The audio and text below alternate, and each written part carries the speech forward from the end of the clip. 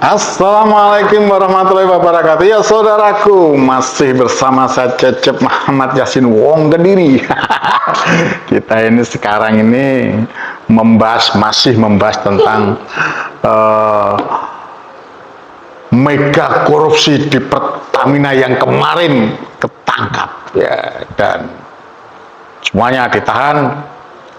Nyata kerugian negara ada sekitar 1.000 triliun. Nah, saudaraku, nah mari. Apakah Pak Jokowi tahu tentang peristiwa adanya mafia migas ini?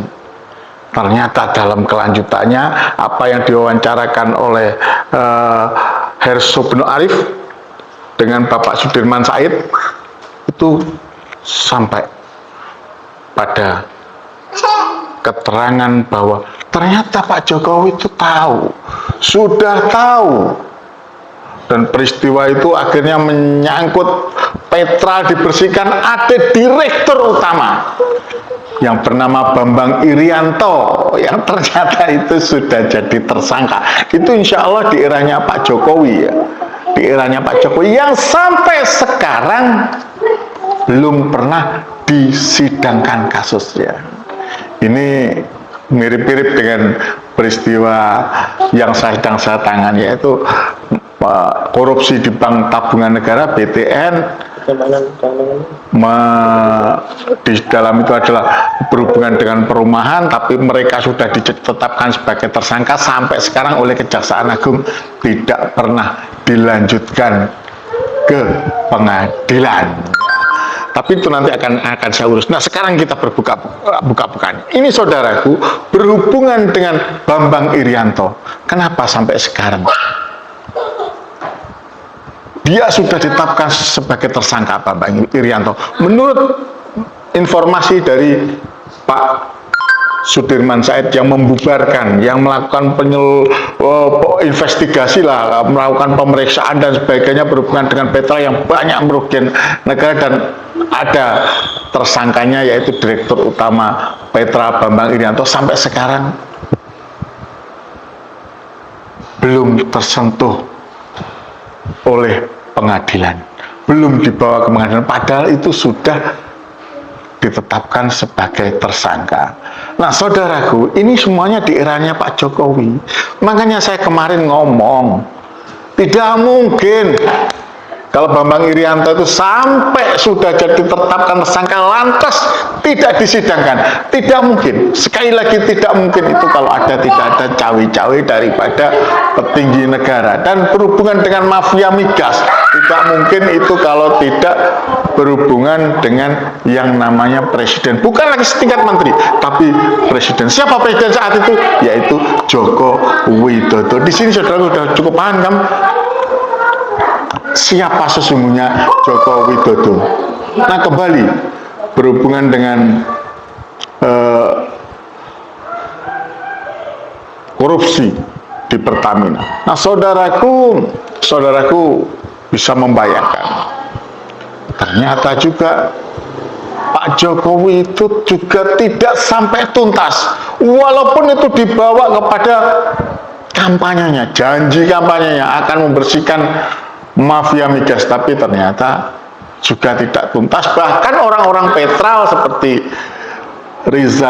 Rifa Sihaan itu yang sudah teriak-teriakan oleh Pak Ahok dan sudah nyata disampaikan oleh Pak Sudirman Said, sekarang mereka berpindah ke Petra Niaga, dan sekarang mereka adalah pelaku-pelaku yang saat ini, terduga pelaku-pelaku yang saat ini ditahan oleh Kejaksaan Agung.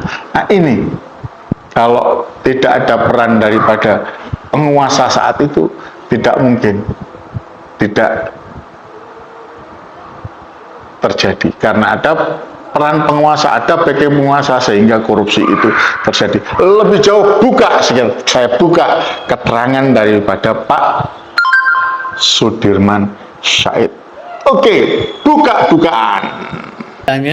Yang saya khawatir adalah ini dijadikan ritual 5 tahun sekali, karena itu kan pernah terjadi 2019 kan? Ya. 9 beres-beres. Terus begitu muncul masalahnya, terjadi pergantian rezim terus udah. Hmm. Tapi 14 juga muncul lagi sebagai pemimpin baru waktu itu Pak Jokowi mengkampanyekan mau berantas mafia, diberesin begitu yang bersangkutan mulai bermanuver masuk ke dalam lingkaran dalam, proses pembenahannya juga tidak berlanjut. Saya merasa bahwa di 2014-15 juga itu belum tuntas karena laporan yang disampaikan KPK juga tidak di follow up, KPK-nya keburu dilumpuhkan kan. Bahkan ada seorang tersangka namanya Bambang Irianto kalau tidak salah. Itu mantan Dirut Petrol yang tersangka KPK tidak pernah diadili sampai hari ini, nggak ada keputusannya. Oh ya?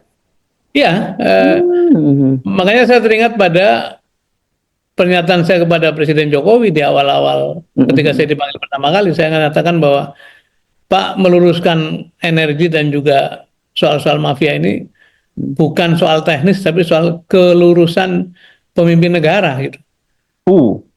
Iya, saya katakan begitu. Saya sudah sampaikan di publik berulang-ulang. Karena memang begitu kuatnya pihak-pihak itu, uangnya begitu besar, karena volume transaksinya begitu besar. Nanti hanya soal waktu bahwa akan kembali ke kekuasaan paling tinggi. Dan sepertinya itu ketika kasus Papa Minta Saham itu terjadi, itu betul-betul kejadian peristiwa itu karena dan itu nggak terlalu lama ya waktunya ya. Iya betul dan di hari-hari itu tuh Presiden Jokowi sempat marah pada saya kan. Jadi nah pertanyaan berikutnya adalah apakah ketika itu kemudian setelah marah itu dikembalikan lagi, artinya dihidupkan lagi urusan-urusan yang dulu pernah ditertibkan. Jika kemudian saya menyebutnya ini korupturnya beranak pinak, prakteknya beranak pinak, terus pelakunya juga beranak pinak dan secara kebetulan yang disebut-sebut kan putranya orang-orang, anaknya orang yang namanya juga disebut-sebut pada waktu itu. Bukan hanya pendatang baru, tapi pada waktu kampanye kan memang salah satu jualannya adalah mau menyelesaikan mafia migas itu kan.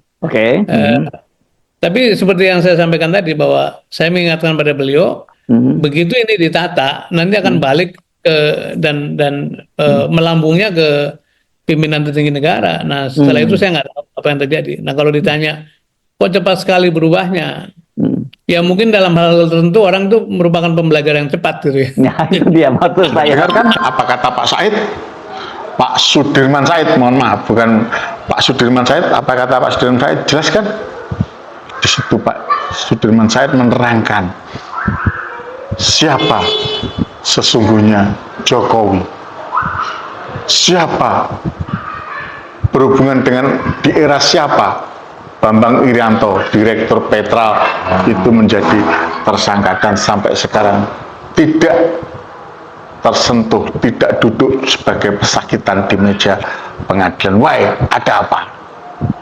Dan siapa mereka-mereka yang berhubungan dengan mafia migas? Sekali lagi, ini berhubungan dengan pergantian kata beberapa regulasi, pergantian pemain atau boydan. Ya, kalau kita bicara masalah Jokowi, maka kita bicara di era kepemimpinannya, hutang tidak karu-karuan, membumbung tinggi, melambung tinggi, tapi ekonomi rakyat nyungsep. Hutang tidak karu-karuan, sementara korupsi bukan main. Ya saudara, itu ya, supaya saudara ngerti siapa Jokowi. Itu yang bisa saya sampaikan. Tetap kita harus mengawal. Kita harus mengawal, jangan diam. Walaupun DPR diam, walaupun sekali lagi DPR diam dan tidak bergerak, tidak melakukan pansus, tidak melakukan upaya apa, tidak membentuk tim independen untuk mencari fakta, tapi kita rakyat jangan diam. Kita bukan DPR yang sekarang hanya bisa keluar-keluar, hanya menjadi pecundang tanpa pernah memikirkan rakyat. Kita adalah rakyat yang sesungguhnya bukan hanya bisa berteriak NKRI harga mati, tapi benar-benar menjaga NKRI tanpa harus berteriak NKRI harga mati. Itu yang bisa saya sampaikan, saudaraku. Monggo kita kawal kasus Pertamina ini dengan mata lebar-lebar dan telinga kita buka lebar-lebar untuk menembak bahwa kalau Jaksa Agung bermain-main, maka kita minta pada mahasiswa dan masyarakat untuk menggeruduk Kejaksaan Agung. Itu dari saya. Fisyabil haq fastabil khairat. Wassalamualaikum warahmatullahi wabarakatuh. Iya, saudaraku, tetap bersama saya. Peduli Palestina. Sisihkan rezeki kita. Insya Allah tidak membuat kita miskin, akan tetapi akan membawa kita ke pintu surga. Dan kita insya Allah akan membawa kita masuk kepada surga karena kesaksian dari rakyat-rakyat Palestina yang terzalimi oleh Zionis Israel laknatullah. Itu dari saya. Cacap Mengediri menyampaikan.